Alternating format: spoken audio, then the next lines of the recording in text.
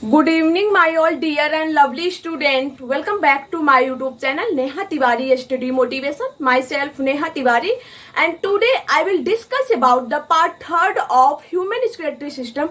And in this lecture, I will detail explain of you what is the structure of renal tubules. If we are talking about what is the renal tubules, so as you know, the many tubular projections are present inside of the kidney, that is called renal tubules, and these renal tubules are also known as nephron. So I have already discussing at this point what is nephron in our previous lectures.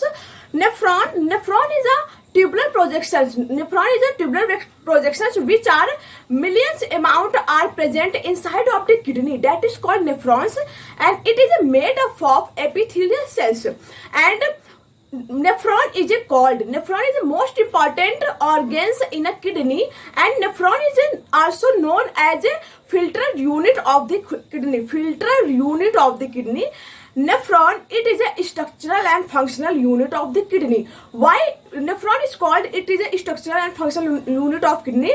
Because nephron is a tubular projections that is a million amount of present inside of the kidney, that is called nephron. And nephron is responsible for the filtration of the blood, that is responsible of reabsorption of water, nutrients, ions and other components which are present and dissolved in blood, that are filtered by the nephron. That is called it is a structural and functional unit of the nephron.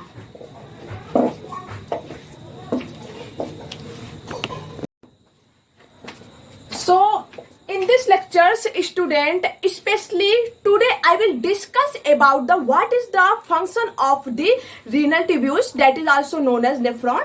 So in this lecture I will detail explain of the what is the function of renal tubules, that means nephron. Okay, तो आज की class में student हम लोग specially यही focus करेंगे कि nephron का फंक्शन क्या होता है. एंड जैसे कि हमने आपको बताया, nephron it is called filtration unit of the kidney. Kidney का फिल्ट्रेशन यूनिट होता है. क्यों फिल्ट्रेशन यूनिट कहा जाता है नेफ्रॉन को? Because nephron is responsible for the filter and reabsorption of nutrients, of ions, of water molecules and other useful substance by blood.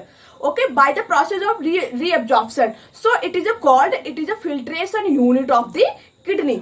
Okay student, and इसके पहले के लेक्चर्स में हम लोगों ने ऑलरेडी बहुत ही अच्छे से ये कवर किया हुआ है कि नेफ्रॉन के कितने पार्ट होते हैं. तो हम लोग फिर से रिवाइज कर लेते हैं because this point are very most important and responsible for a good understanding of the entire human respiratory system. Okay, so start करते हैं student.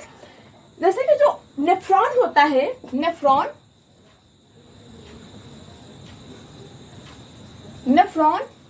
Have mainly two part. Nephron have mainly two parts. First is called glomerulus, and second is called renal tubules.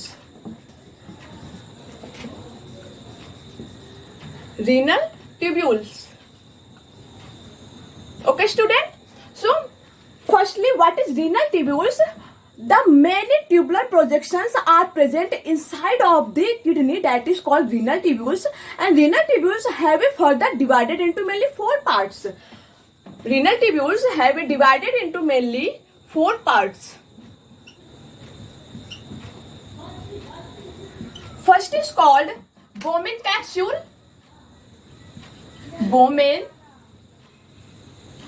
Bowman's capsule. Second is called PCT, and I have already discussion at this point what is the full form of PCT, that means proximal cannulated tubules. Are you getting my point? And next is loop of Henle's,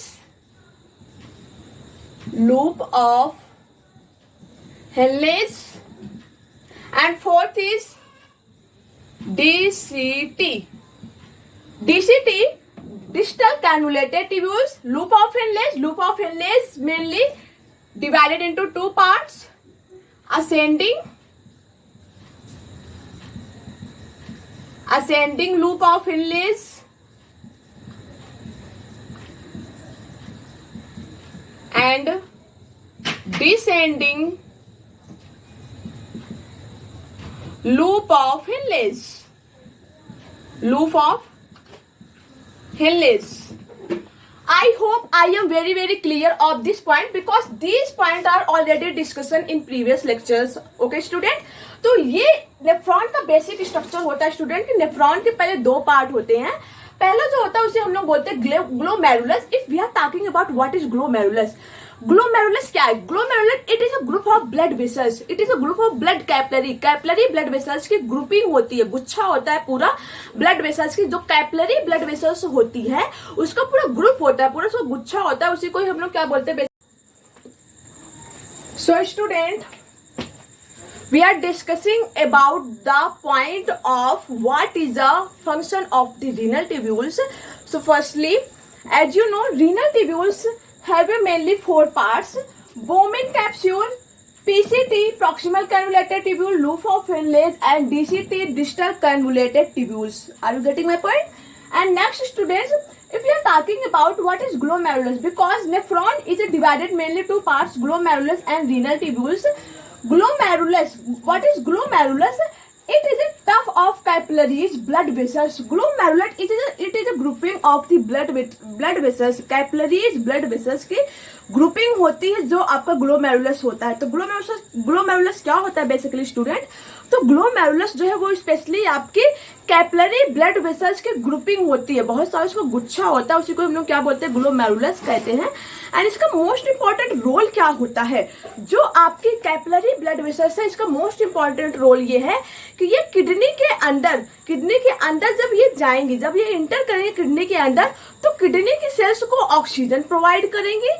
and kidney के cells को oxygen provide करने के बाद kidney के sales में present जो urea है, जो यूरिन है, उसको एब्जॉर्ब करेंगे, उसको रिमूव कराएंगे किडनी के सेल्स से. ठीक है, तो मोस्ट इंपॉर्टेंट फंक्शन क्या होता है स्टूडेंट? ध्यान देंगे कि जो आपकी ब्लड कैपिलरी ब्लड वेसल्स जो कि प्रेजेंट है किसमें? आपके रीनल ट्यूब्यूल्स में, नेफ्रॉन में प्रेजेंट है. इसका मोस्ट इंपॉर्टेंट फंक्शन ये होता है स्टूडेंट कि ये सबसे पहली बात तो किडनी के सेल्स को ऑक्सीजन प्रोवाइड करेंगे. It is a help in the provide of the oxygen of kidney cells. And दूसरा इसका फंक्शन होता है, it is a help in the removal of the nitrogenous base of the kidney. ठीक है, kidney के removal waste को, nitrogenous removal waste को remove करवाती है. तो वही हमने यहाँ पे लिखा हुआ स्टूडेंट कि कैपिलरी होती है. ये आपका ग्लोमेरुलस क्या है? It is a tuft of capillaries blood vessels which is formed by the afferent arteriole. अभी हमने कल के डायग्राम में अच्छे से क्लियर किया था कि एफिरिएंट आर्ट्रियोल क्या होता है. तो ये फॉर्म्ड होती है, जो आपकी ब्लड कैपिलरी है, ग्लोमेरुलस है, ये फॉर्म्ड होती है afferent arteriole and efferent arteriole. Afferent and efferent arteriole का काम ये होता है कि जो एफिरिएंट आर्ट्रियोल है, जो कि आपके बोमेन कैप्सूल में इंटर करने वाली ब्लड वेसल्स है, इसका काम होता है कि ये आपके किडनी को सेल्स को ऑक्सीजन प्रोवाइड करेंगी. क्यों ऑक्सीजन प्रोवाइड करेंगी? क्योंकि आपकी किडनी को सेल्स को क्या बनाना है? एनर्जी बनाना है ना, एटीपी बनाना है. हम आपको अपने हर लेक्चर्स में क्या समझाते हैं स्टूडेंट कि कोई आपका जो सेल होता है, ये मानो आपका कोई सेल है, इसको एनर्जी चाहिए. किसी भी सेल्स को कोई भी फंक्शन परफॉर्म करने के लिए, कोई भी एक्टिविटी करने के लिए एनर्जी की रिक्वायरमेंट होती है. तो एनर्जी इसको चाहिए और सेल्स एनर्जी को डायरेक्टली एटीपी के फॉर्म में यूज करते हैं. एंड एटीपी बनता कैसे है? वो ऑक्सीजन एंड ग्लूकोज के कॉम्बिनेशन से आपका एटीपी बनता है. एंड CO2 हार्मफुल चीज, एक वेस्ट प्रोडक्ट भी आपको मिलता है इन दिस केमिकल रिएक्शंस. ठीक है, जो कि हमेशा आपके सेल्स के अंदर होता रहता है. तो यहाँ पे अब ऑक्सीजन एंड ग्लूकोज जो है आपके किडनी को सेल्स को भी चाहिए एटीपी बनाने के लिए. क्यों? क्योंकि किडनी को भी तो वर्क करना है अपना. तो किडनी को ऑक्सीजन प्रोवाइड करने के लिए जो ब्लड वेसल्स जा रही है वो कैपिलरी ब्लड वेसल्स होती है. और ये जो ब्लड वेसल्स अब किडनी के सेल के अंदर जाएंगी, वोमेन कैप्सूल में इंटर करेंगी, उसी को ही बोलते हैं एफिरिएंट आर्ट्रियोल. आर्टरी का मतलब ब्लड वेसल्स, अफिरिएंट का मतलब इंटर करने वाली. अफिरिएंट आर्ट्रियोल का काम है, अफिरिएंट arteriole blood vessels always help in the providing of oxygen of kidney cells. And second जो है वो आपका है efferent arteriole blood vessels. Efferent arteriole blood vessels always help in the removal of the nitrogenous waste from kidney. For example urea, जैसे कि urea क्या आपका nitrogenous waste है ये, तो नाइट्रोजनस वेस्ट को रिमूव कराने के लिए इफिरियंट आर्ट्रियोल काम में आता है। तो वही हमने यहाँ पे लिखा हुआ स्टूडेंट कि एक fine branch of renal artery which is help in to get urea removed from the blood to give oxygen to kidney cells after then carried away by a efferent arteriole। Okay, यहाँ पे जो आपका ये है glomerulus है, ये सबसे पहली बात तो आपका क्या होता है, ब्लड वेसल्स होती है, a tuft of capillaries blood vessels and which is formed by afferent arteriole, afferent arteriole से बनता है। एंड ये एफिरिएंट आर्ट्रियोल होता क्या है basically student, a fine branch of renal artery which is help in to get urea removed from blood। जो आपके blood kidney में प्रेजेंट है उस ब्लड से यूरिया को रिमूव करवाते हैं ये जो आपके ब्लड वेसल्स होती हैं, कौन सी, कैपिलरीज ब्लड वेसल्स जो होती हैं। Okay, afferent arteriole and to get urea remove from blood and to give oxygen to kidney cell, kidney के सेल्स को ऑक्सीजन प्रोवाइड करती हैं, ठीक, एंड एफिरिएंट आर्ट्रियोल के थ्रू बाहर निकाल दी जाती हैं। ओके, तो ये पूरा फंक्शन है स्टूडेंट के साथ ग्लोमेरुलस का। तो आपको जितने भी पॉइंट एकदम अच्छे से क्लियर किया जा रहा है आप लोग उसको अच्छे से नोट्स बनाओगे, अदरवाइज बच्चा आप लोगों को समझ में नहीं आएगा, ठीक है ना, क्योंकि जो बुक्स है उसमें डायरेक्टली दे दिया गया है बट उसको एक्सप्लेन नहीं किया हुआ है, तो आपको अच्छे से समझना है। इसलिए हम जो भी लेक्चर आपको प्रोवाइड कर रहे हैं तो आप जो भी नोट्स आपको प्रोवाइड किया जा रहा है तो आप उसको अच्छे से नोट्स करोगे। ओके, ये तो बात हो गई किसकी, ग्लोमेरुलस की। अब रीनल ट्यूब्यूल्स को कल के डेट में ही आपको अच्छे से समझाया गया था कि रीनल ट्यूब्यूल्स मेनली 4 होती हैं, बोमेन कैप्सूल होता है, पीसीटी होता है, लूप ऑफ हेलेज होता है एंड डीसीटी होता है। रीनल ट्यूब्यूल्स जो है वो क्या है, ये क्या है, consist with double walled cup like structure called Bowman capsule. जो आपकी रीनल ट्यूब्यूल्स होती है वो कंसिस्ट होती है डबल वॉल्ड की बनी हुई प्रोजेक्शन से कंसिस्ट होते हैं, जिसे हम लोग क्या कहते हैं, बोमेन कैप्सूल कहते हैं। Okay, which is include the glomerulus, जो कि ग्लोमेरुलस को इंक्लूड करती है। ओके, तो ये सारी बात कल के क्लास में हुआ था। आज स्टूडेंट हम लोग अब ये देखेंगे कि ये जितना भी हम लोगों ने डिस्कस किया हुआ है इसका जो कंक्लूजन है, मोस्ट इंपॉर्टेंट चीज की फंक्शन ऑफ द नेफ्रॉन है क्या ना। अब ये सारी आपने ये सब ट्यूबुलर स्ट्रक्चर देख लिया, इसका फंक्शन क्या होता है, ट्यूबुलर स्ट्रक्चर का फंक्शन क्या होता है। तो आज हम लोग फंक्शन लिखेंगे स्टूडेंट। चलिए लिखिए, function of renal tubule, function of renal tubules, that means kidney. Okay student, तो function of renal tubules that means kidneys क्या होता है, सबसे पहला फंक्शन होगा, क्लियर दिख रहा कि नहीं आप लोगों को, ओके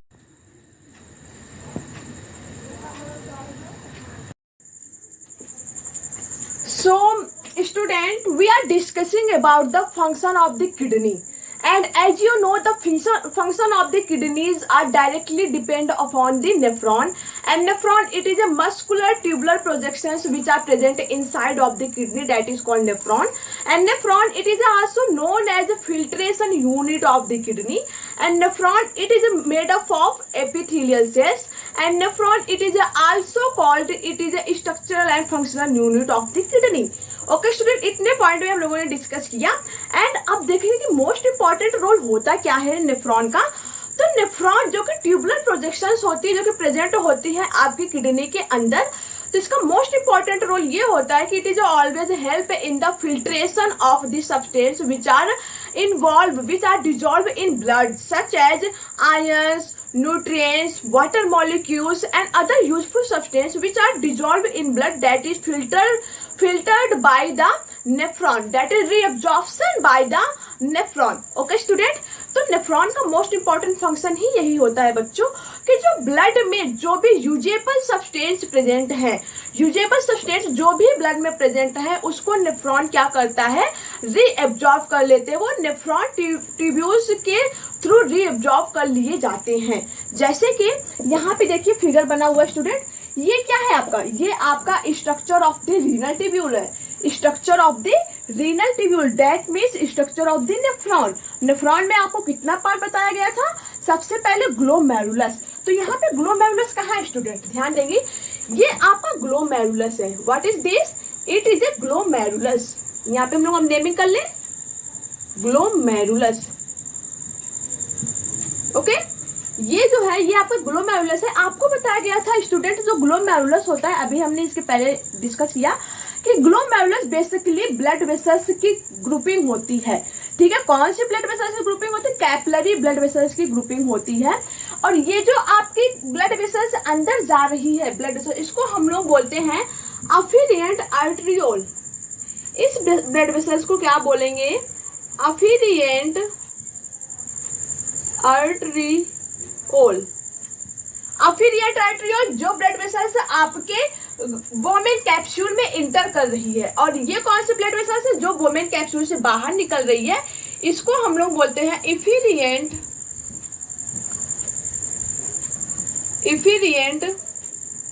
आर्टरियोल।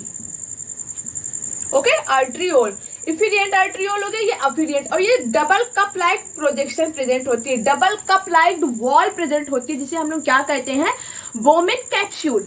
अभी हम लोगों ने डिस्कस किया, इसके पहले की स्लाइड में हम लोगों ने डिस्कस क्या किया था कि वोमेन कैप्सूल क्या होती है, ये डबल कप लाइक स्ट्रक्चर होती है, डबल कप लाइक वॉल होती है, जिसे हम लोग क्या बोलते हैं, वोमेन कैप्सूल बोलते हैं। इसी में आपकी ग्लोमेरुलस इंक्लूडेड होती है। ठीक है, तो ये क्या है आपका women capsule. What is this student, women capsule. Okay, what is women capsule, women capsule it is a double cup like walled which are inclusions of the glomerulus that is called Bowman capsule. And then student आपको बताया गया है कि Bowman capsule के बाद जो just आपकी tubular projection start है, ये जो ट्यूबुलर प्रोजेक्शन जस्ट आपके Bowman capsule के बाद स्टार्ट हो रही है, इसको हम लोग बोलते हैं क्या, PCT, that is called PCT. Okay, proximal cannulated tubule. फिर जो आपके नीचे जो ये वाली प्रोजेक्शन आ रही है, ट्यूबुलर प्रोजेक्शन जो आपकी नीचे आ रही है, इसे हम लोग क्या बोलते हैं student, loop of Henle's, loop of Henle's. और इसके पहले की स्लाइड में आपको बताया गया था कि लूप ऑफ हिनलेज के दो पार्ट, जो कि नीचे आ रही है, जो आपका डिसेंडिंग लूप ऑफ हिनलेज है, ये ऊपर जो जा रही है ये आपका असेंडिंग लूप ऑफ हिनलेज है। ये क्या है आपका असेंडिंग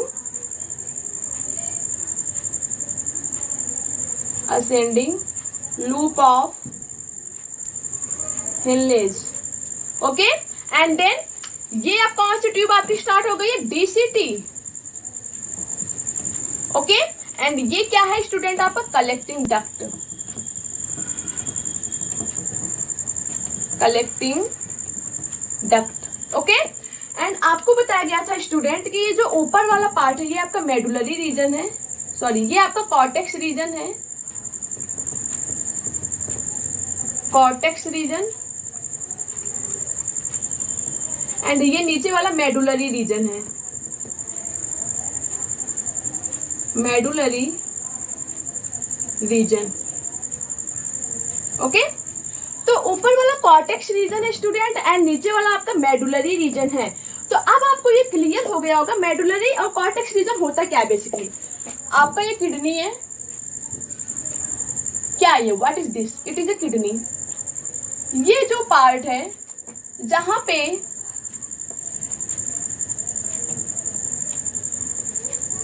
मेडुलरी पिरामिड होता है, मेडुलरी पिरामिड के शेप्ड का क्या होता है, एरिया होता है, इसलिए इसको क्या कहते हैं, मेडुलरी पिरामिड कहते हैं। इसे क्या कहते हैं, मेडुलरी पिरामिड। ओके, एंड ये क्या है आपका, ये हाइलम है।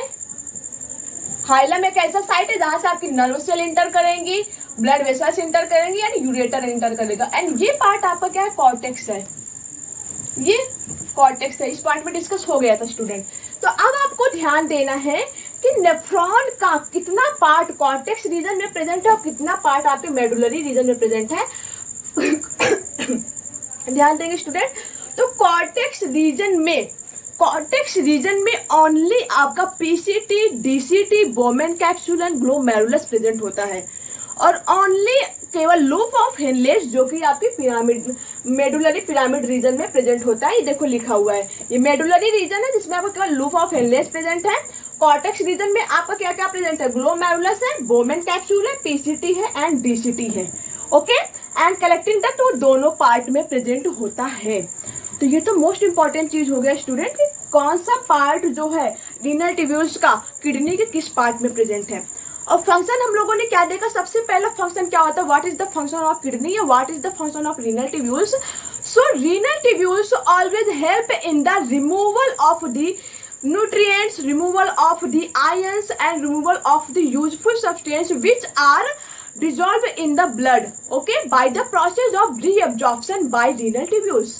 एंड सेकेंड इसका जो फंक्शन होता है स्टूडेंट वो ये है कि removal of drugs from water blood bye reabsorption process, जो कि आपके वाटर या ब्लड में जो ड्रग्स प्रेजेंट है, ड्रग्स क्या होता है, मेडिसिन, जो मेडिसिन आप लोग यूज करते हो ड्रग्स होता है बेसिकली, तो ड्रग्स को रिमूवल करती है। रिमूवल करने का मतलब क्या, आपका रीअब्जॉर्प्शन कर लेगी। जो ये आपका है, ये जो पीसीटी है, लूप ऑफ हेनलेज है, डीसीटी, ये सब रीअब्जॉर्प्शन कर लेती है। वाटर्स या ब्लड में प्रेजेंट जो भी ड्रग्स हैं, जो भी न्यूट्रिएंट्स हैं, आयंस हैं या अदर यूजफुल सब्सटेंस है, उसको क्या कर लेगी, रीअब्जॉर्प्शन प्रोसेस के द्वारा रिमूव कर देती है ब्लड से, ठीक है ना।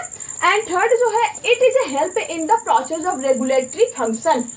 आपकी जो किडनी होती है, मोस्ट इंपॉर्टेंट चीज है, it is a help in the regulatory function. Regulatory का मतलब क्या होता है स्टूडेंट, तो रेगुलेटरी का मतलब होता है मेंटेनेंस करके चलना, बैलेंस बना के रखना, किसी भी चीज का बैलेंस बना के रखना, लिमिटेशन में किसी भी चीज का होना, वही वो क्या, रेगुलेट करना, ठीक है ना। तो रेगुलेटर का मतलब क्या आता है, बैलेंस करके चलना, उसको हमेशा मेंटेन कंडीशन में रखना, वही रेगुलेटरी होता है।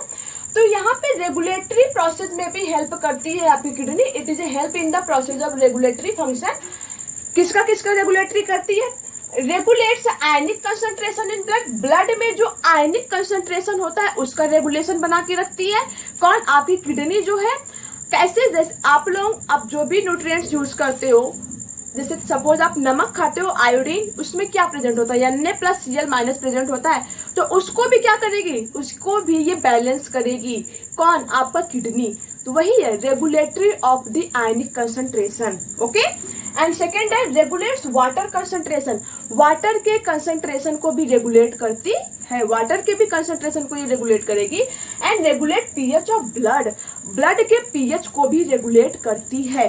कैसे, अब यहाँ पे आपकी ब्लड आई स्टूडेंट, यहाँ पे क्या हुआ है, एफिरिएंट आर्टेरियोल ब्लड लेके आया आपका। अब ये ब्लड आपका जो है पीसीटी में गया। अब यहीं पे ध्यान देंगे, ये ब्लड कहाँ गया, पीसीटी में। अब पीसीटी में, चलो इसको हम हटा रहे हैं, अभी आप लोग सारे पार्ट का नाम पता ही है। पीसीटी में गया, ओके, पीसीटी से क्या हुआ कि यहाँ से, अब ध्यान देंगे सारे स्टूडेंट, यहाँ से वाटर के मॉलिक्यूल रीअब्जॉर्ब हो गए, यहाँ से आयंस रीअब्जॉर्ब हो गए, और यहीं से आपके न्यूट्रिएंट्स रीअब्जॉर्ब हो गए। न्यूट्रिएंट्स क्या हो गए, रीअब्जॉर्ब कर लिए गए। अब ये ब्लड आपका फिर नीचे आ रहा है, नीचे आ रहा है, फिर यहाँ से भी आपके लूप ऑफ हेनलेज के भी पार्ट से भी वाटर के आयंस जो है, वाटर जो है वो रीअब्जॉर्ब कर लिए जाते हैं। फिर ये आपका असेंडिंग लूप ऑफ हेनलेज में जब ब्लड या वाटर जब पहुंचे, तो यहाँ से भी आपके वाटर्स और आयंस रीअब्जॉर्ब कर लिए जाते हैं, ठीक है ना। फिर ये जब डीसीटी में पहुंचा, तो यहाँ से भी आपके आयंस, जैसे कौन कौन सा आयन होता है, NaCl होता है, Na+Cl- आयन रीअब्जॉर्ब कर लिए गए, by carbonate ion SCO3- ion reabsorb कर लिए जाते हैं, वाटर रीअब्जॉर्ब कर लिए जाएंगे, ठीक है। तो ये आपके जो बेसिकली सारे ट्यूब है, इसका मोस्ट इंपॉर्टेंट फंक्शन होता है कि ये आपके जितने भी यूजेबल सब्सटेंस जो कि आपके ब्लड में इन्वॉल्व है, ब्लड में डिजोल्व, उसको रीअब्जॉर्प्शन कर लेंगी, उसको अच्छी तरीके से निचोड़ लेती हैं, उसमें किसी भी प्रकार से 1% यूजेबल सब्सटेंस ब्लड में नहीं जाने पाता है। तो रीनल ट्यूब्यूल क्या करती है, उसको 100% अच्छे तरीके से रीअब्जॉर्ब कर लेती है, जो भी आयंस है, जो भी न्यूट्रिएंट्स है, ठीक है। तो लास्ट में आपका जो कलेक्टिंग डक्ट में बचता है स्टूडेंट, वो आपका क्या होता है, नाइट्रोजनस वेस्ट प्रोडक्ट होता है, दैट इज कॉल्ड अमोनिया। अब यहाँ पे क्या होता है स्टूडेंट, कलेक्टिंग डक्ट में अमोनिया आके कलेक्ट हो जाता है। अमोनिया क्या होता है, आपका यूरिन जो होता है क्या होता है, अमोनिया होता है ना, ammonia that means urea, nitrogenous waste है ना, क्या है आपका जो यूरिन है वो एक नाइट्रोजनस वेस्ट है। तो नाइट्रोजन जो यूरिया होती है वो लास्ट में क्या होता है, कलेक्टिंग डक्ट में क्या होता है, स्टोर हो जाता है। कलेक्टिंग डक्ट कहाँ है, आपके किडनी के अंदर है। अब कलेक्टिंग डक्ट में स्टोर होने के बाद ये कहाँ पे जाएगा, यूरेटर में जाएगा। हाइलम से ही यूरेटर निकला हुआ है, यूरेटर में जाता है स्टूडेंट। फिर यूरेटर के थ्रू वो गॉल ब्लैडर में जाके, सॉरी गॉल ब्लैडर कह रहे हैं, यूराइनरी ब्लैडर में जाके स्टोर होगा। आफ्टर देन यूरेथ्रा के थ्रू आप उसको एक्सक्रीट कर देते हो। तो ये सारी प्रोसेस होती है एक्सक्रीशन का। Okay, I hope I am very clear of this point. What is the human respiratory system? What is the function of the nephron? What is the basic structure of the kidney? What is the basic structure of the human respiratory system? What is PCT, DCT, Bowman capsule, glomerulus? I hope I am very clear of these entire points. Okay student, तो आप लोग इसका अच्छे से screenshot ले लो। And कोई भी अगर आपको प्रॉब्लम हो, कंफ्यूजन हो, जो टॉपिक न समझ में आया तो आप कमेंट सेक्शन में बता सकते हो। और ऐसे ही ऑसम लेक्चर्स को अटेंड करने के लिए हमारे साथ आप हमारे चैनल को सब्सक्राइब करो और जितना ज्यादा हो सके और बच्चों के साथ शेयर करो, क्योंकि नॉलेज सबको, अच्छी नॉलेज सबको मिलना सबका हक है। तो ये आप ना सोचो कि ये वीडियोस केवल हम अपने ही पास तक रखें, इसका यूज सारे बच्चे करें। आप लोग हर बच्चों के साथ शेयर करो। जो बच्चे अच्छी क्लासेस नहीं अटेंड कर पा रहे, अच्छे कॉलेजेस से, अच्छे स्कूल्स में नहीं पढ़ पा रहे, आप उनको भी प्रोवाइड करो, ठीक है, उनका भी सपोर्ट करो। और हमें मोटिवेट करने के लिए आप हमेशा हमारे साथ जुड़े रहो। Okay, thanks all of you.